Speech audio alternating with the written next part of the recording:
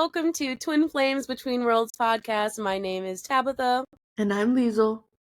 And welcome back to our next episode 2 mini episode, spoiler episode, might I add, let's say that again, spoilery episode. I want to make this clear, because if I wasn't clear in the last episode, if you haven't read A Court of Thorns and Roses, the book, or the series, like the whole series of A Court of Thorns and Roses up to the end of Silver Flame, we're going to be mentioning like everything, or how do I say this? Everything is free game for us to talk about. So I just wanted to clarify that for everybody.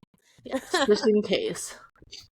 So we were kind of debating about, because if you guys liked our first mini episode, for the people that did listen, we were kind of sporadic all over the place, not to mention just trying to talk about a lot of things. Chapters 6 through 10, we talked about kind of the intro to spring and just the world in general. And so Lucien was brought up, and so our mini episode is going to be about Lucien Vencera. Also, yeah, if you hear us coughing, we just, both of us just got over a sickness, so I'm sorry if you're hearing us like cough or just me choking on my drink. Yeah, we're trying. We're making it. Apologies if you hear some sniffles and coughs along the way. Tabby can't edit everything. Yeah, if we're talking, it's kind of hard, but I can do some magic, but not like Feyre magic. But yeah. So Lucien, so poor Lucien. That's all I have to say to start of this. And that'll be a consistent thing throughout this. Just poor Lucien. So yeah, I mean, we meet him in Court of Thorns and Roses. Very much. I think you said this in the last episode. You were talking about how he was just so brotherly towards Feyre, which is so interesting because, again, when I told you because I've spread this book, I've almost spread this book like the gospel, if that makes sense. It basically is your gospel. Yeah, so the Sarah J. Maas gospel. I showed this to a couple of my high school friends, and they thought Lucien was the love interest. I mean, I can kind of see it. He's kind of like a mysterious bad boy delinquent is kind of like the first vibes he gave me when I read it. And like, so I was like, well, like, clearly Feyre's like ditching Tamlin for him. Like, is he the new? It's so interesting because like I didn't think that at all. Like, I mean, I can see where y'all are coming from, but I definitely didn't think it was going to be a love triangle scenario with them. Ooh. Oh yeah, I didn't consider the love triangle. Like, Lucien gave me such brotherly vibes at the beginning that I didn't even think that. Not once I was like, because also Tamlin, like, even very early on, and I tried not to say this in the last episode when we talked about their first meeting, I think it was specifically after they went on their ride and like they encountered the bog. Like, Tamlin was exactly how the way he is in that moment, like he is at like the end of, or sorry, the beginning of ACOTAR, when he's like, how do I say this? Being like a complete jealous asshole. Even though it's very clear that Lucien doesn't like her in a romantic way. No, they're definitely like Tabby's saying, like the brother-sister kind of vibes, but also like the kind of vibes of like best friends who will push each other to do dangerous shit and then won't back each other up. Yeah, because literally Lucien throughout the whole first part of ACOTAR is kind of being like the mysterious guy who's like, I'm gonna throw like a bunch of lore at you, and because she tells him about, he tells her about the bog, he tells her about the cereal, eventually leads her to trying to capture the cereal, and almost she gets killed, whatever. Oh yeah, I'll totally come save you if that happens. And it's like, he obviously feels bad for that later, but in the moment he definitely didn't. But I don't know, my first impressions of him weren't love interesty in any way. I think Let me see here. I think I think his funniest moment of brotherly bond was when like it was Cal and Mai, and well, first of all, just Cal and Mai in general, but No Colin, um, man. Can't wait till we get there in the main episodes. oh yeah, we're gonna have a kick out of that. It was him being like, "Do you even know what this is?" It's like, Lucien, you tell me everything else, but no one fucking told me what Cal and Mai was, and he's like, "Ugh, idiots." Then he like rushed to explain it of like, you are so stupid for not listening to anyone who didn't tell you anything. Like, he got her out of there like super quickly. At least he got her out of there though. Like, honestly, that is like the first good step of being a brother, I guess, or a good friend. Is like he saw her and didn't like hesitate to run her out of there. Yeah, and I think like in the first, I will say probably in the first book, it was a little bit more of a duty to Tamlin than Mm-hmm. how it changes over the book series. But yeah, I think he definitely grows to care for her, and I mean, I think that's what the beginning of Under the Mountain does for her. Is like, Mm-hmm. because when they get to, or when she gets to Under the Mountain, and like he's the one going to her cell. I mean, besides Reese, like he's the one that first comes to her, and like, what are you doing? Like, we told he gave you an out, like you were supposed to leave and whatever, and she's like, well, how could I do that? So like he sees how much he cares about not only Tamlin but also the people. Mm-hmm. Maybe more so the people, but she'll do it like through Tamlin. Yeah, I think definitely think if you're going off of that, I think her going to Under the Mountain was specifically for Tamlin. But then when she realized, when she saw everybody under the mountain and went, oh shit, now like not only is Tamlin's life, in my purview, it's everyone. Mm-hmm. And I think Reese was a big factor to telling her that. Um so I can't really bag Lucien in the first book at the beginning of it for not telling her stuff. He told her as much as he could because obviously he was spelled. He couldn't tell her everything, but he tried to tell her as much as he could. And it wasn't necessarily all of his job. Like the fact that he even tried, whereas some people, not so much. But like, Mm-hmm. again, we say poor Lucian because he did all this shit and then was hurt so much under the mountain because of his relationship with Feyre. Yeah, because we hear actually, and especially reading it back, and especially when we're doing it while we're doing the summary chapters, we get to know a lot more about Lucien than I originally like picked up on. Like we learn Mm-hmm. about his lover. We learn that his father killed his low-born Fey lover in front of him, beheaded her, and Made him watch. made him watch while his brothers like held him and shit and were laughing. Um, well, except for Eris. I don't think Eris was laughing, but he was definitely there witnessing it. Mm-hmm. Because we have our own opinions about Eris, which we could say for another time. But Yeah, we'll have a whole another thing with Eris later. um, so we learn about that, and then we learn, obviously that Amarantha was the reason, like his eye got cut out, um, because of something he said in defense of Tamlin. And Tamlin still doesn't treat him good. I know, and because then even Under the Mountain, even further than that, um, Amarantha, even before Feyre showed up, and even after Feyre shows up, Lucien is the one person. It's like, oh well, if torturing Feyre is not getting to him, let's just pull Lucien into the mix.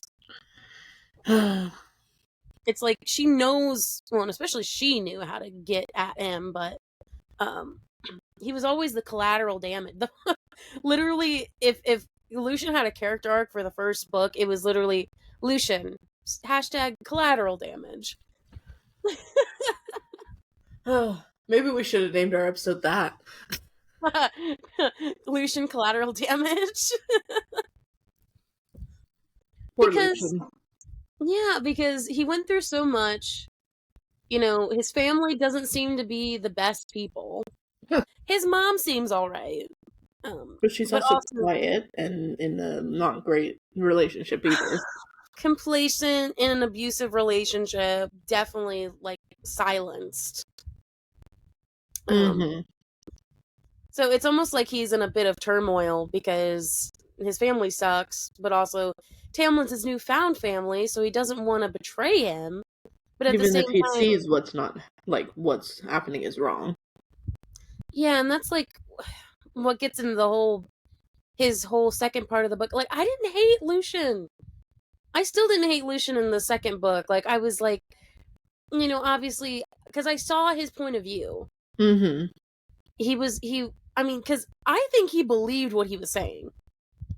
Like, he was saying, about, what was the bullshit he was spewing about we gotta, have a united front or whatever. I mean, Yeah.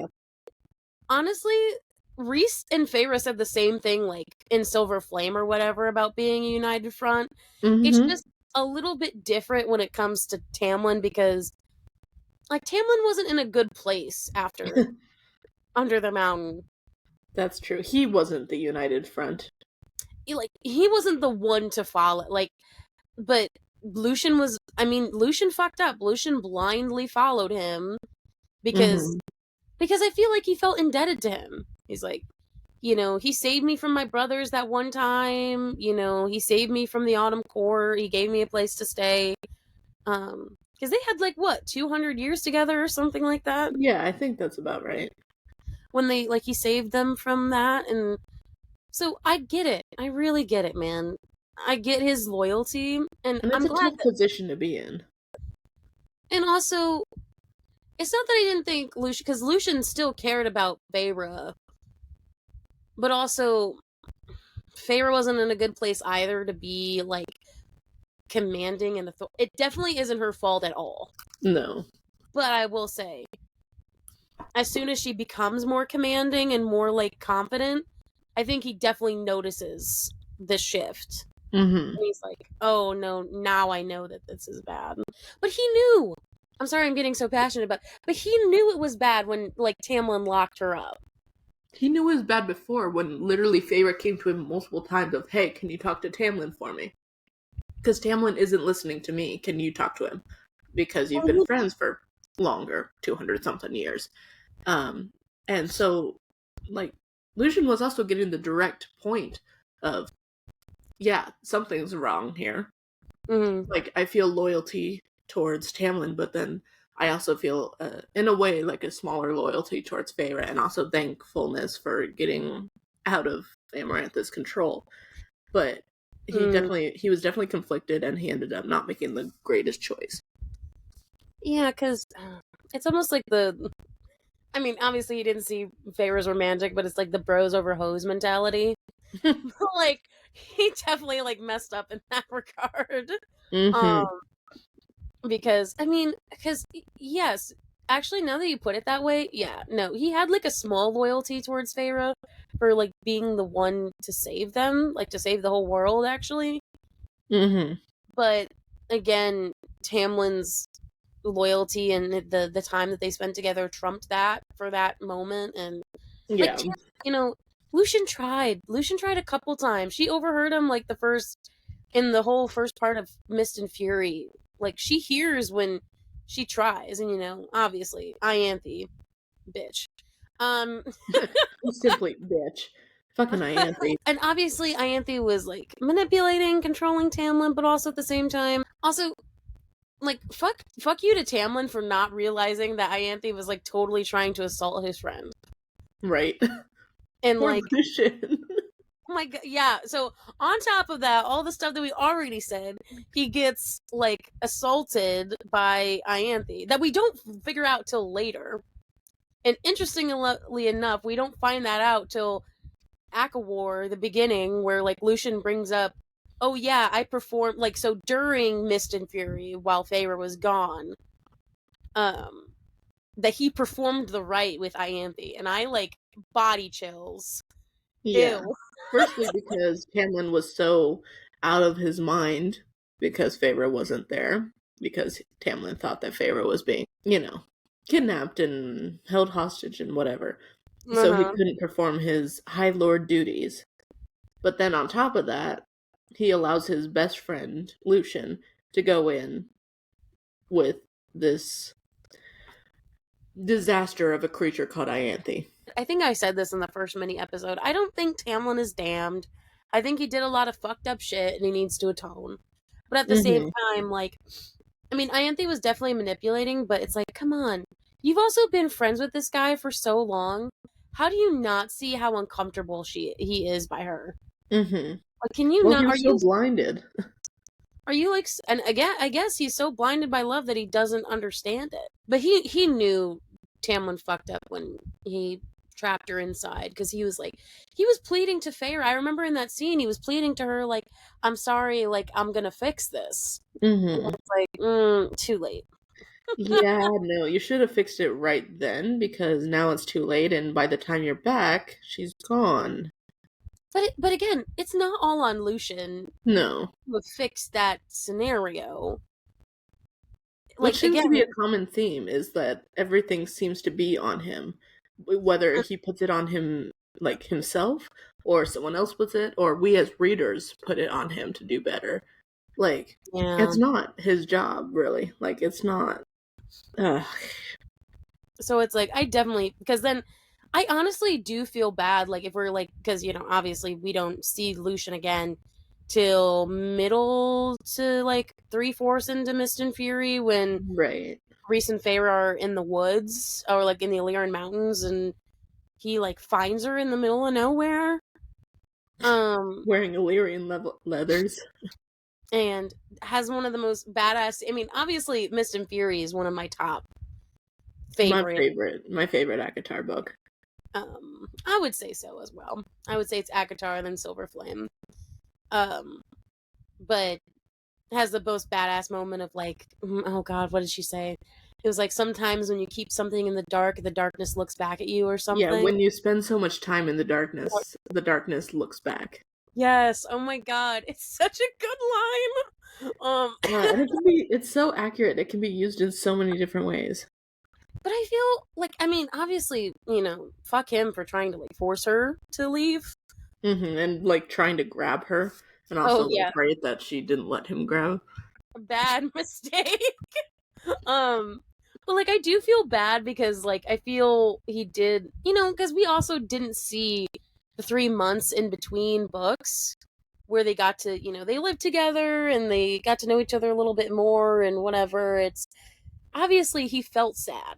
And I could feel his sadness. He's like, what did you do? And obviously he's talking to Rhys, but whatever. Yeah. At first, when I first read that part, though, I'm like, wait, why are you asking Feyre what she did? Like, you all think that she's been kidnapped. But then I realized that it was him asking Rhys what he did. But he also fucked up there too, where like he's like, well, why did you send Tamlin that note? Like, that just made things worse. It's almost like Lucien knew it was her. Like, he knew it was her writing. Because the thing is, I don't think Tamlin thought it was her writing. No, because 100%. Again, like I told you, Tamlin didn't know that Rhys was teaching her how to read. So, right, and also Tamlin technically did see her writing. Like, I was just about to say that he had never seen her handwriting. But no, he did when he found her list of words. But that back then, her handwriting was really bad. Yep. And so maybe he just assumed that it'd still be as bad. Or that, I mean, even if she was writing, like, she wasn't writing, like, full elegant sentences. And, you know, they were very scattered. So, obviously, to him, it's like, no, that's not her. Because I know she can't read. I know she can't do this. Which is just bad in itself anyway. Of like, you know that, and yet you never tried to do. Well, no, he did try once, but it didn't end up working out. He should have tried again after they got together, but that's after they got back from under the mountain when there was no more stress, quote unquote. So but Lucien, I could definitely feel his pain, but at the same time, like, I think he was also cemented in the Rhys is bad trope. Because he was listening to Tamlin, and it's like, well, Tamlin's not giving him the full story either. Because he's making it seem like Rhys is the bad guy and, you know, killed my family, da-da-da. It's like, actually, you killed his family first. Right? When Reese Um, trusted you. unless Lucien knew that and didn't think anything, but I don't think he knew that. That's an interesting theory, though. Because if he did, well, then that's stupid. To think that Reese would just be cruel for no reason, but And also, yes, technically, like, if we're just touching on this subject for the moment, mhm. Reese didn't want to kill Tamlin's mother. Well, yeah, but even then, like, sure, but like, he didn't even listen to that though, Yeah, true. because Tamlin just thought, "Oh, you killed everybody," but the thing is, Tamlin killed his mom and sister, not his brother, or his. Well, Reese didn't have a brother, but he has brothers, but not like blood brothers. Right. And luckily, his other brothers didn't die either. I know what you mean. But also, like, I just don't think Lucien got the whole story. Yeah, definitely not. Um, Not if he was following with that kind of blind trust. because then I think like he sees that. I think Lucien finally gets that though when we get to the end of Mist and Fury, and they pop out of the shadows, like, and it's like, are you kidding me? I was sitting there listening to it, reading it the first time, and I literally went, "Are you fucking serious?" Did you fucking do this? Seriously? What were you fucking thinking? Because if you reread that scene, like, we have a billion times, Mm-hmm. Lucien is the one that's, like, talking back to the King of Hybern the whole time. Like, Tamlin says some things, but it's always, like, aimed at Reese or Feyre. Just like, Feyre, come. And she's It's like, fuck never... that. Like, Lucien is the only one that's speaking up for, like, what's going on here. Like, Mm-hmm. Lucien will be like, wait, what do you mean by that? Or, no, don't do that. Or, standing up for the sisters in any way. It's like, no, you cannot do that. Like, I know we had an agreement, but that was for Feyre. You do not bring the sisters into this. And even before, like, the end of that scene, he's already trying to protect, because, again, they don't know, they only know, I don't want to say, they only know lore about the cauldron. They've never Mm-hmm. been in its presence before. Right. And so they're seeing it, they feel how bad it is. It's like they couldn't imagine themselves in it, just imagine a fucking human in it. And then, of course, Tamlin doesn't really care. No, he doesn't. And so, like, Lucian's the only one speaking up for the sisters. And I do like, in the, I'm gonna keep bringing up the graphic audio, but it's specifically when Elaine gets put in the cauldron and gets out, because they're in their nighties or in their night robes, and it's described as Elaine getting, like, dumped out of the cauldron, and, like, her clothes are shifted down, and so everyone can see her, like, her breasts, Mm-hmm. and all the, like, Hybern guys are laughing, and they're being, like, really creepy and cringy, and Lucien is the one to run over and be like, can you get her something to cover herself with, or, like, oh, you guys are disgusting. And then eventually uses his own tunic to cover her. And then, obviously, push comes to shove, looks at her new fey eyes, and goes, "You're my mate?" Mic Oh, drop. shit. That's an oh fuck moment if I'd ever heard one. Sorry, you missed up, fam. Again, this is exactly why when that happened to Reese didn't say shit. Mm-hmm. He just booked it and left. He ran away. Honestly, which was probably the better thing to do, because if Reese told Feyre in that moment, they probably would have been in a Lucien scenario. I feel like she straight up would have rejected him. Well, maybe not directly. Because, again, she didn't understand. None of them understood what the mating bond was. Like, none of them did. Right. And so, if he just said that at it, like, Reese foresaw that really quickly. Mm-hmm. Whilst as Lucien, I think, was just too stunned with the moment that, like, oh my god, what? This human that we've just put into the cauldron and turned into Fae in order to get Feyre back is now my mate. and that we indirectly, are at fault for. And like you said in like in this first spoiler episode of like, they died when going into the Mhm. cauldron. And so he's like, oh shit, that means like I technically helped kill my mate. Yeah. That's a hard burden. And especially because I think he was also thinking, because I think he said this at some point in ACOTAR. It was something where he was talking about his old lover, and he thought they Mm-hmm. were mates, or that the mating bond was going to snap into place at some point, or because that's pre-ACOTAR. Mm-hmm. It was very described as mates wouldn't happen like very instantaneously. It was very rare for that to happen. Um, it was something because like even with oh god, the Winter Court couple. Oh crap, Oh Vivian shoot. and Callius. Yeah, Callius, that's what his name is. Um, they were friends for like what, centuries, and then it Most didn't, of their lives, because they were childhood friends. because it didn't snap into place. So it's not common. I think it was the only other like example that we have is Reese and Reese's parents of it being kind of instantaneous. Like immediately once you saw. Yeah, so that's not very common. So it wouldn't be surprising to me that Lucien would think I actually forgot what his lover's name was. We'll remember it at some point, but Yeah. It'll come up when we're Jasminda. editing. Jasminda. Ah, yes, yes. Yep. Jasminda. Yep, I remember. It wouldn't, be weird if they thought that they were going to be mates. So I think he was also like reeling by the fact that, because it's kind of a fucked up scenario if you think about it, because it's like, oh, well, I loved this woman and I still loved her even after she died, and now all of a sudden I'm supposed to fall in love with this woman after like not knowing her and after being a terrible meeting. Yeah, and also like I feel like there's the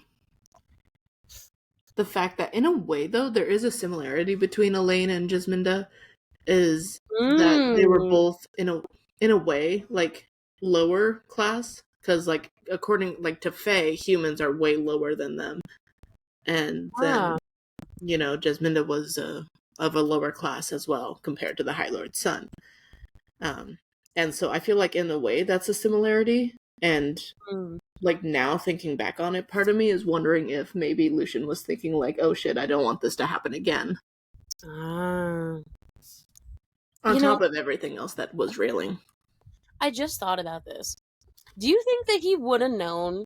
Because remember, Cassian met Nesta before, like, before they returned. Mm-hmm. And he spent a lot of, well, quote unquote, a lot of time with her. Um, that more than Lucien did. Do you think Mm-hmm. that Lucien would have known, like Cassian did, that they were, like, sort of destined or something? Because I think he would have. Like if they spent more time together? Oh, yeah. Like, if, like, they switched places, if, like, Oh, Lucien yeah. saw I Elaine. think eventually. Like it would have been like an innate feeling of like, yeah, there's something here. I'm not sure what. Because it's just, every time I think of it is so sad, because every time I think of it, I think of like the beginning of ACOTAR, and I think of, ACOTAR, A Court of Wings and Ruin. I feel like I've been saying that so often. It's like, oh, I'll just say Wings and Ruin. I Um, sometimes I completely forget that's the actual name of the book.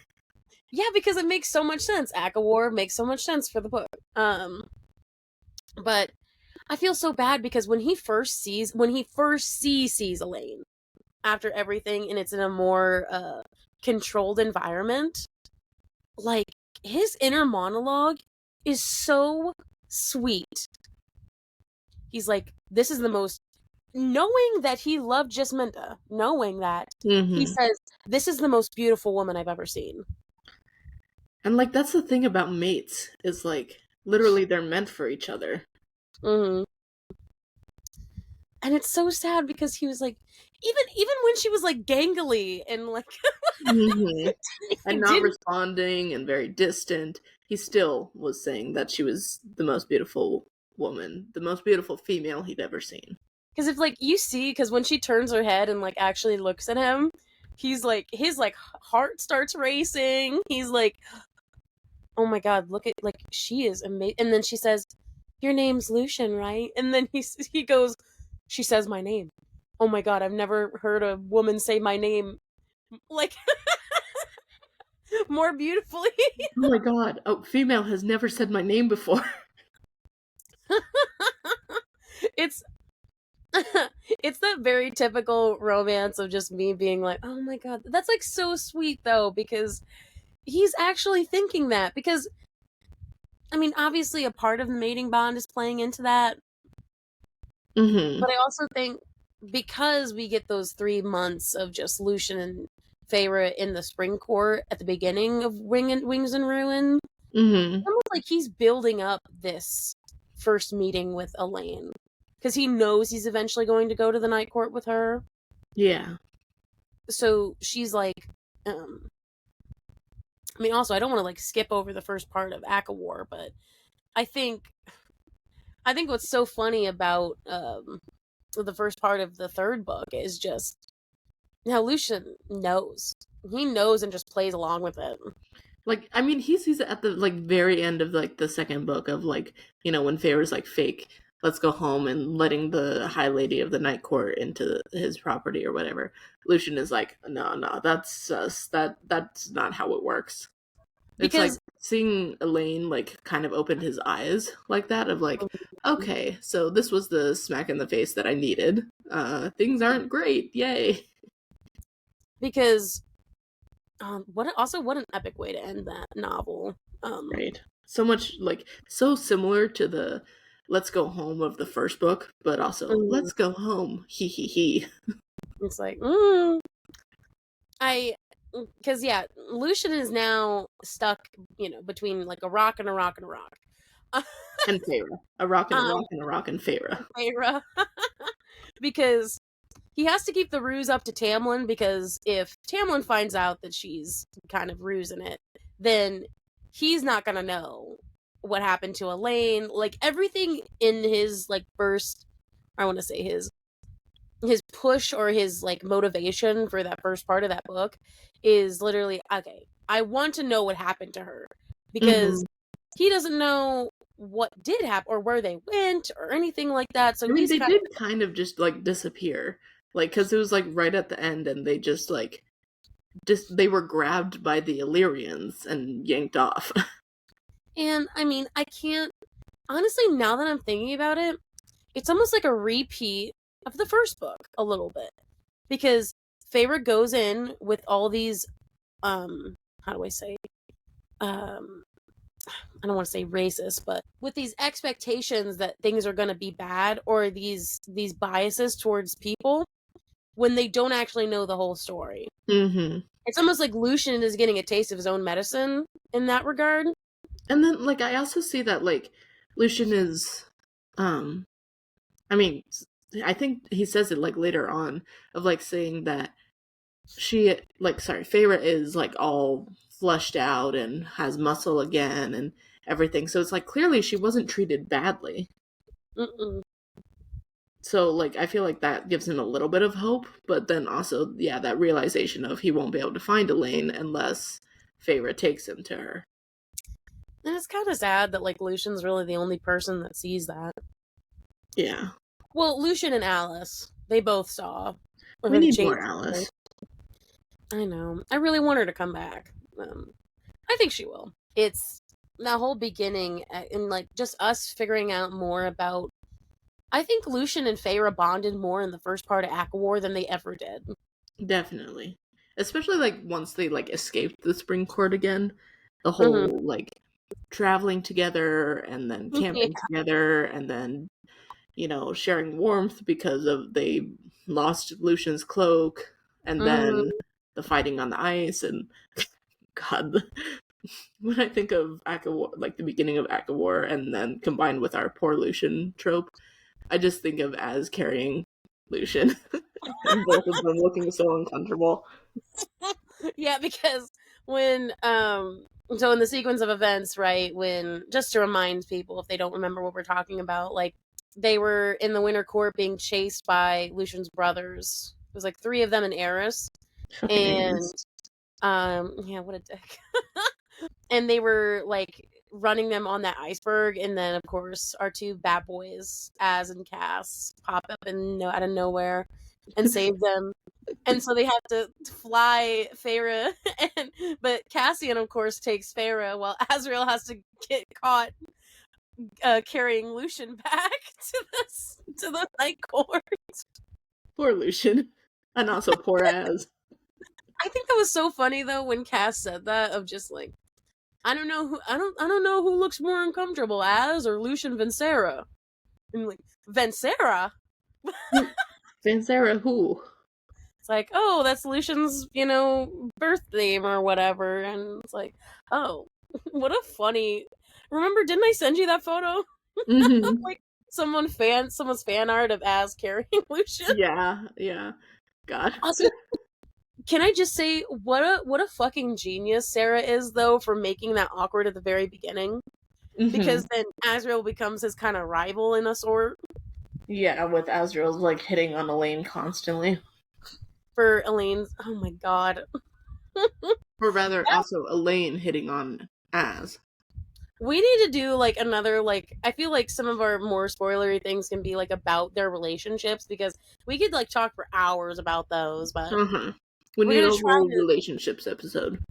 Right. We're gonna try to stick to, but we also can't talk about Lucien without talking about Elaine. But I think going back to the bonding thing, I definitely do think my favorite moment at the beginning of ACOTAR is when they're talking. The two times they talk in the cave. The first one was when Feyre's talking to Lucien, and he said, the girl that I knew under the mountain died or something, and she's like, yes, Or I did. rather, no, I think it was because that was something she had told him, and he's like, huh. And then like later in the cave, then he's like, you were right, the person I knew did die. She's like, in her head, she's like, no shit, Sherlock. And it's like, but I also, looking back on it and rereading it, I don't necessarily, like, it obviously sounds pointed, but I also don't think it could be taken like that. Mm-hmm. It could also be taken as like, okay, well now I know. Now my eyes have been opened. Mm-hmm. In that way. Because like now the ruse of Tamlin has been like kind of washed away from me. Yeah. Because now she's realizing, like, or he's realizing how, adept she is, and, how good she is with a sword. Like, it's like, obviously, you weren't being tortured in the Night Court, is all we can say. If anything, that's what you can see. Like, you were able to go head to head with a commander from Hybern. Oh, right, and kill both of them. Mm-hmm. And obviously, when they get to the Night Court, I just think the whole conversation with Rhys and, like, I mean, obviously, we love him. I think one of his, like, shining moments, though, was when they came back after they, sexed. After they sexed. After they had sex and kicked everyone out of their house to do so. Did the naughties. Was, when Lucien kind of gave Feyre a disgusted look when looking at her wedding ring. God, Rhys was not happy. Rhys, he's like, I'm only gonna say this once, Lucien. He explains first, I didn't touch Feyre until she, like, her and Tamlin were no longer together, or, like, she left, or for a really long time. He's like, if you ever look at my mate with that kind of distaste again, I will rip your throat out. It's like... And, like, we can laugh, but, like, also Rhys was not kidding. But the thing was, like, Cassie and Azriel were, like, remember they were on the, they were, like, on the post, and they were kind of, like, also going like this, and with arms crossed, and they were kind of, like, smirking at Rhys, like, yeah. Like, there you go. It was, like, a wholesome moment. They're, like, wholesome in, like, the most hilarious way. Because, like, obviously he's protecting her, but also almost protecting himself in a way. Like, okay, you're in my territory now. You're under my wing. You're in my city. Do not fucking assume anything. Yeah, he is also, like, High Lord, so in a way he has to also say, hey, I'm High Lord here. What I say goes. And then on top of that, don't look at my mate like that. It's like everything you think you know or everything you assume is nothing. Like, it's Mm-hmm. wrong. Because then they go up to the house and they have that, like, second dinner like they did. Like, it was almost mirrored in the first, like, Mr. Mm-hmm. Fury, where it's like Lucien, Nesta, and everyone else. And Lucien got put at the head of the table so awkwardly. Yep. He's like, wait, you guys don't, like, how, so weirdly how casual Reese is to him. And, well, they had that talk on the balcony where, Feyre told her side of the story and Reese told his side of the story, only probably to do that because of Feyre. Probably because Feyre, like, was like, no, you need to fucking do this. Because we want to explain, because Feyre cares about what Lucien thinks. Mm-hmm. So, anyway, I just think, like, his whole, like, the whole beginning of that book was so interesting to me, because it was, yeah, they definitely got closer than they ever did, and Lucien definitely learned who she truly was. Mm-hmm. And, like, push comes to shove, we don't, like, see him too often. He gets, like, stuck up at the house with the girls, to the House of Wind. And yet he's not allowed to talk to them. Because, first of all, Nesta would kill him if he tried. Well, totally, she didn't kill him when he did try. Well, that's because Feyre, like... That's true. Back. Feyre was literally there with them. Because, yeah, I did talk about how they first interacted and whatever, and, how Elaine acted with Lucien. And they tried... I think I wanted to bring up their whole... I mean, again, we could talk about Lucien for days, but he goes off to do, like, the side quest in most of ACOTAR. The side quest. Of, like, going to find Bassa and, everything because of Elaine's vision. Mm-hmm. The fact that he believed, like, right away, no questions asked about Elaine's vision, though. He's trying. He is. And that whole scene where, like, they called the Maja, they called the healer to come in, and Lucien kind of had to bridge the gap between them. Mm-hmm. God. It's like he was being so gentle with her, and he's always been so gentle with her. And she Elaine... just doesn't care. No, Elaine, like, actually pisses me off with the way she treats Lucien. Okay, yes, like, you're not all that high and mighty. It's like, yeah, give him some, like, okay, I can understand the slack at the beginning, but he's not hurting you. He's not hurting anybody. He's not like he put you in the cauldron. Well, indirectly. He did try and stop it. He tried so hard. And, dude, every winter solstice he gives her a gift.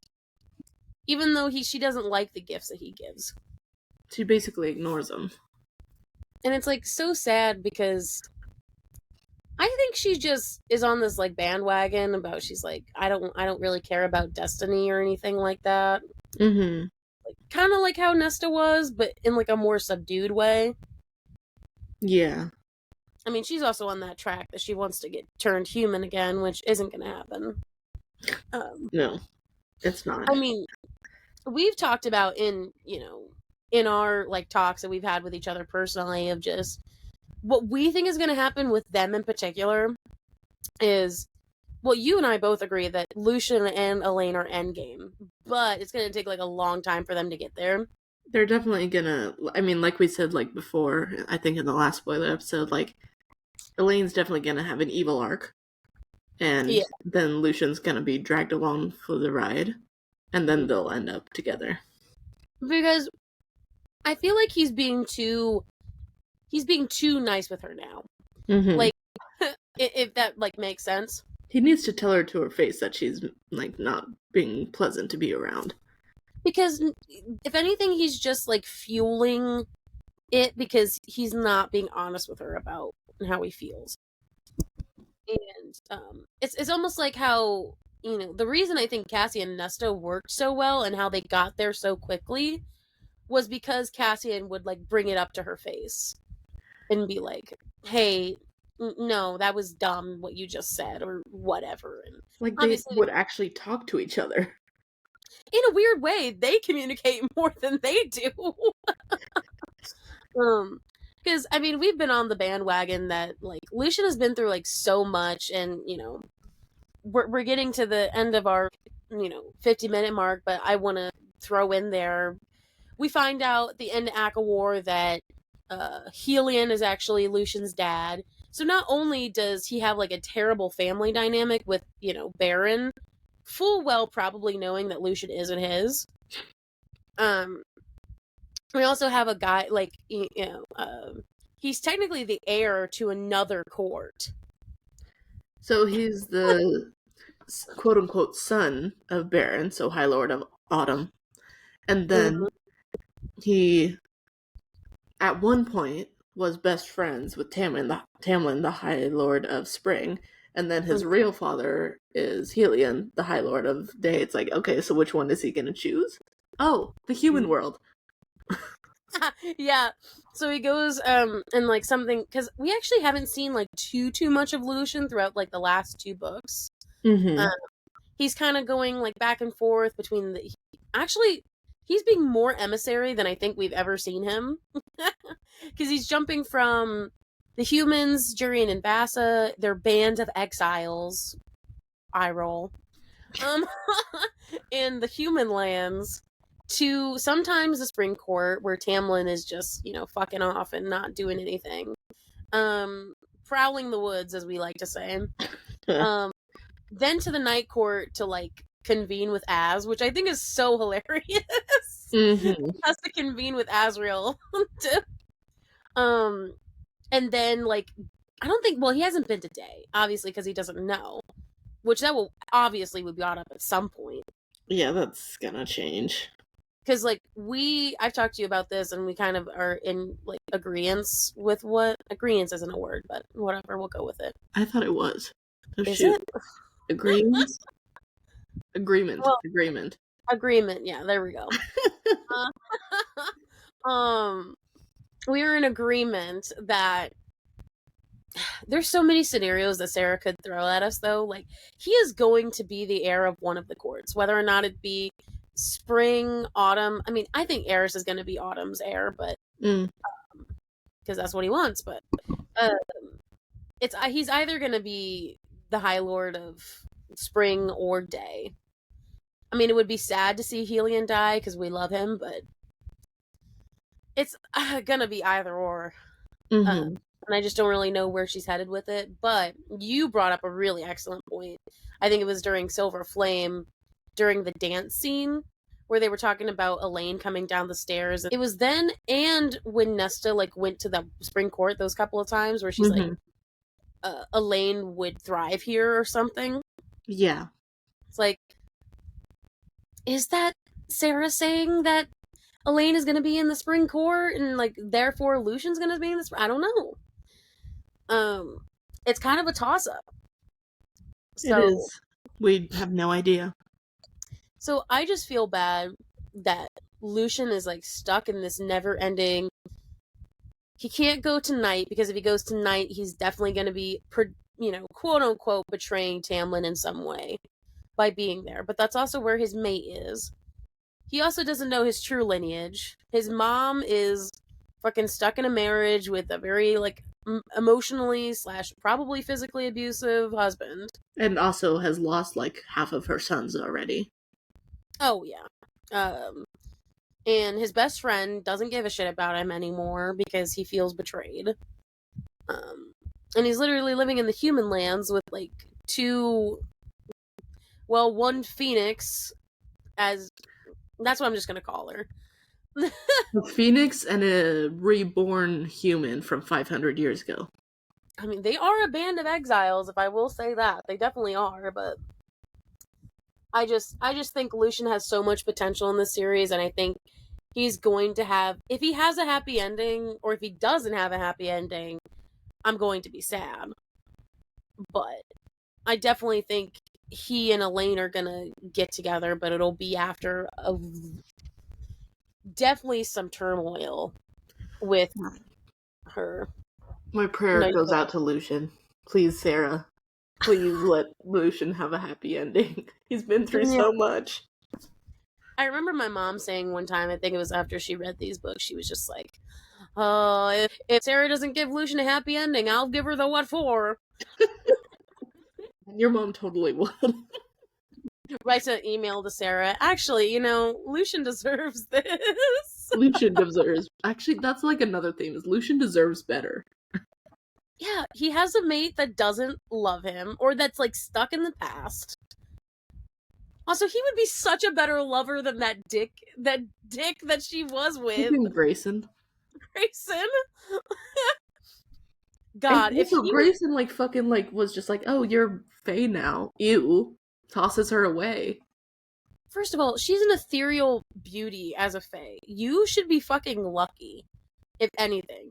Even his dad was like, whoa, bud, like, calm down. You didn't need to say that to her. Yeah, for the parent, like, even though the parent is Faye hating, like, he actually was trying to calm him down, and I'm just like, so, you reject her, throw her away, and yet we have Lucien over here, who hasn't quite been rejected yet, but is basically feeling rejected, and he still, like, gives her gifts and tries to talk to her, and gives her soft smiles and stuff, and it's like, okay, clearly, Lucien is better than Grayson.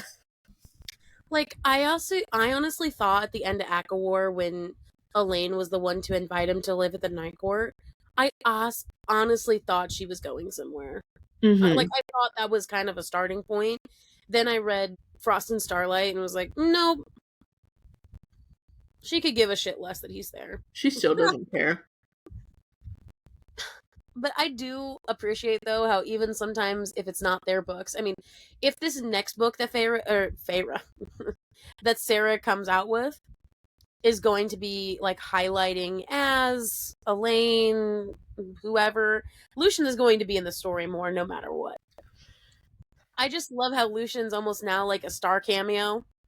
Cause like like Frost and Starlight and in Silver Flame, like he has those moments where we're like, Lucien, hi. Lucien's back. It's like, hey, what's up, man?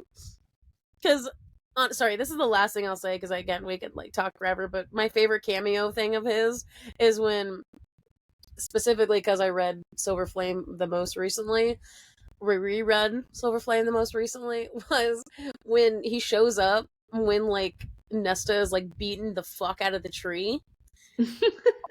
Yeah. Yeah. And she like burns through it, but like it turns gray and withered. And Lucien, like, she's like steaming past him, gives him a glare, and then keeps walking. And he looks at Cassie and he's like, what the fuck did you create? What is that thing right there? And, Cassie just simply shrugs and walks over and is like, oh, so this log is burned from the inside. Lovely. Lucien is just like, what? This is why Elaine is better for him in terms of like intensity, because she's not that intense. No. She's a bit But also- strange, but not that intense. Only Cassian can deal with her. My two last parting words is poor Lucien, and also like Lucien deserves better. Oh, poor Lucien. He'll be in my prayers. So we hope you enjoyed this more themed spoilery episode. So let us know if this is something you like more than more sporadic. I mean, some people like different things, so we wanted to try something else in terms of being more sporadic and just bringing up the fun things that we found in the first one versus a more like specific, okay, we're going to talk about this character or whatnot. So we hope you liked this. Do you have anything to say to the people before we leave? Pray for Lucien. Inform Sarah to give him a happy ending. We'll all petition Sarah if in this next book that she makes that he doesn't. We'll all sign a petition. Yes. Oh, also, I did also want to say, and we'll probably make posts about this and stuff. If you ever want to see any like bloopers or anything, because we do also film our faces when recording these, like definitely like let us know, because we have some crazy shit that happens. Yeah, because we also were trying to gauge about whether people would like to see our faces or not, because we could easily do that on YouTube since our podcast is on YouTube now.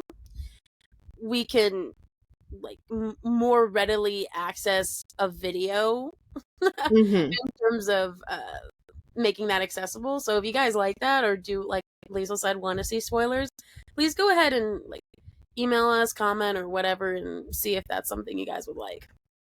Yee. So yes, we'll see you in the we'll see some of you in the next mini episode, and we'll see probably most of you in the next summary episode. So episode 3. Have a great night, evening, morning, wherever you guys are listening. Have a great time. Yeah, have a great time. Stay healthy. Stay healthy. It's flu season. Drink stay healthy, water, happy. eat food, sleep. Yes.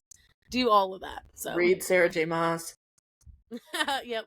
Keep steady by the fire and read. Necessities. Right. So, bye-bye, guys. Bye. 2, 3, 4.